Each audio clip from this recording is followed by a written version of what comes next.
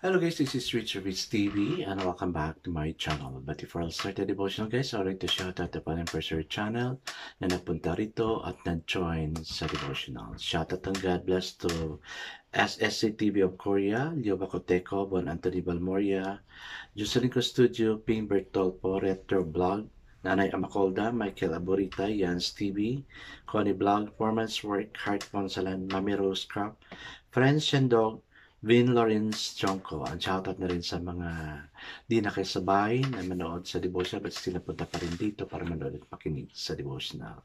Shoutout na rin sa mga estudyante ko na bagong pasok dito, no? Since the start of the class, they are really coming here. God bless us all, guys.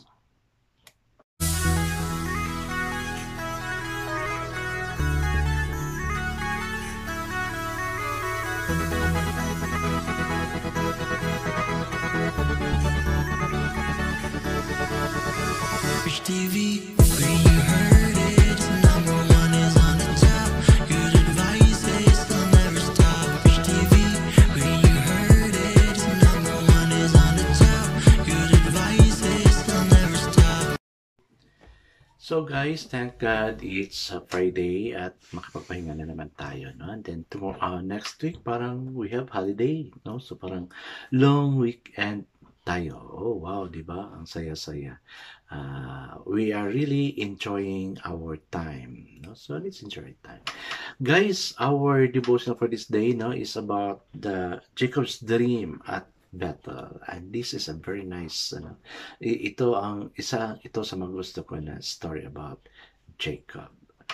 Okay, now let's proceed to our devotion. Let's open our Bible to Genesis chapter 28 verses 10 to 22. Still guys, I'm using the devotional study Bible because the words used is simplified na maintindihan talaga natin.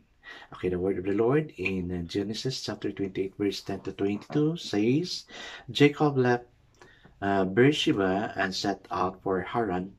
When he reached a certain place, he stopped for the night because the sun had set. Taking one of the stones there, he put it under his head and lay down to sleep. Grabe, no? Bato yung unan niya. He had a dream in which he saw a stairway resting on the earth with its top reaching to heaven, and the angels of God were ascending and descending on it. There above it stood the Lord, and he said, I am the Lord, the God of your father Abraham and the God of Isaac. I will give you and your descendants the land of which you are lying. Your descendants will be like the dust of the earth, and you will spread out to the west and to the east, the north and to the south. All peoples on earth will be blessed through you and your offspring. I am with you and will watch over you wherever you go, and I will bring you back to this land. I will not leave you until I have done what I have promised to you. When Jacob awoke from his sleep, he thought, surely the Lord it is this place, and I was not aware of it. He was afraid and said, how awesome is this place! This is none other than the house of God. This is the gate of heaven. Early the next morning, Jacob took the stone he had placed under his head and set up an altar and poured oil on top of it. He called that place Bethel, though the city used to be called Luz. Then Jacob made a vow, saying, if God will be with me and will watch over me this journey I am taking, and will give me food to eat and clothes to wear, so that I return safely to my father's house, then the Lord's will be my God, and this stone that I have set up as a pillar will be God's house, and of all that you give, I will give you a tenth or a tithes. Ang ganda ng binasa natin. Yes, let's now pray. Father God, many times when we lie down also during night time, or even after this devotional, we have a lot of good dreams, Lord God, na sana makasabi kami na, wow, sana magkatotoo ang dream na to. Same way with Jacob, Lord God, you let him dream by lying on a stone, and you have given him a very nice dream. You talk to the dream, O Lord God. Same way with us, O God. Talk to us in many ways because we know that you are really talking to us through many ways. By reading the Bible, even through this devotion, O God, you're talking directly to each one of us. To other people who we hear your word, and to the music you are listening, to that what I'm reading, and even direct to the dreams, O Lord God. Lord, there are so many ways that you talk to us, and I pray that it may lead us all to be like this. Yes, Lord, we commit all these things to you. In Jesus' name I pray. Amen and amen. The focus verse here for this evening, guys, is found in Genesis chapter 28, verses 20 and 22, and it says, Then Jacob made a vow, saying, If God will be with me and will watch over me on this journey I am taking, then the Lord will be my God. This stone that I have set up as a pillar will be God's house, and of all that you give me, I will give you a tent.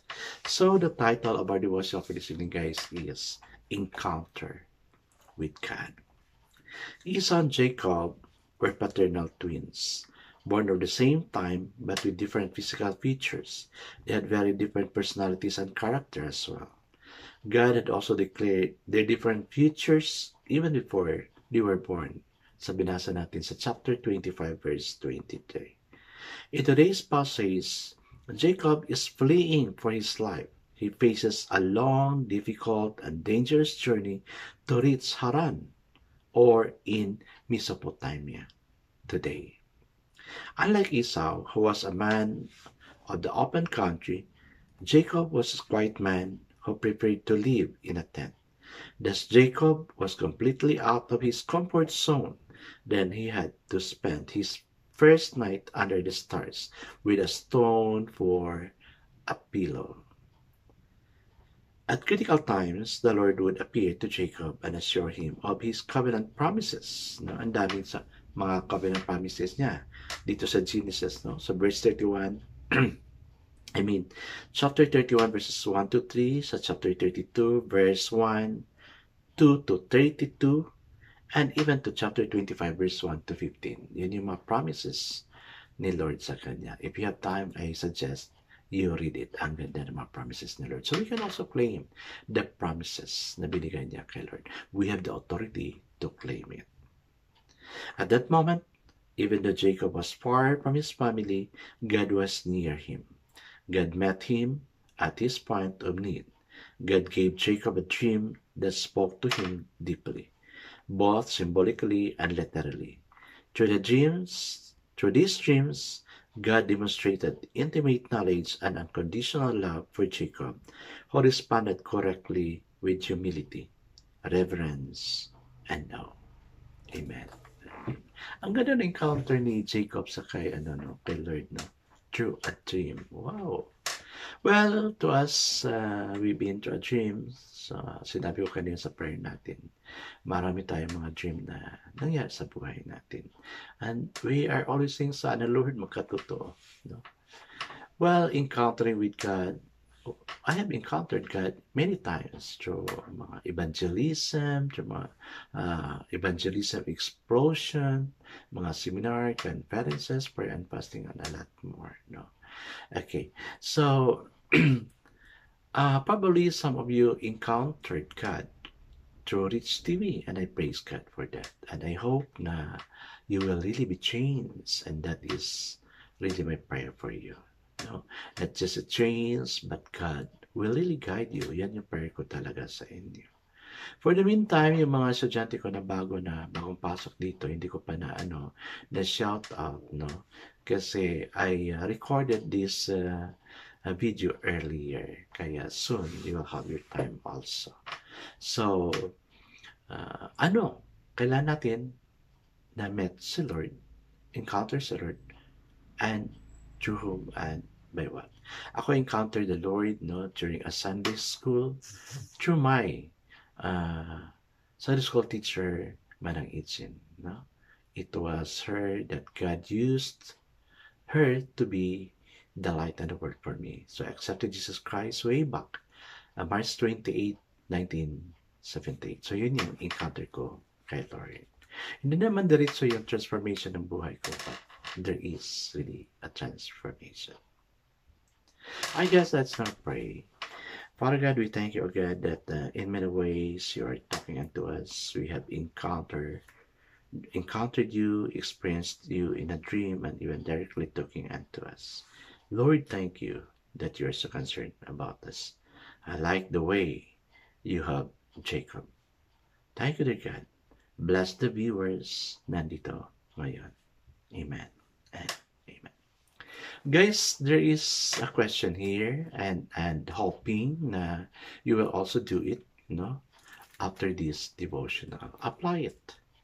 Para hindi masayang yung pagkikinig nyo rito at sana, no, you will really apply this thing. Okay.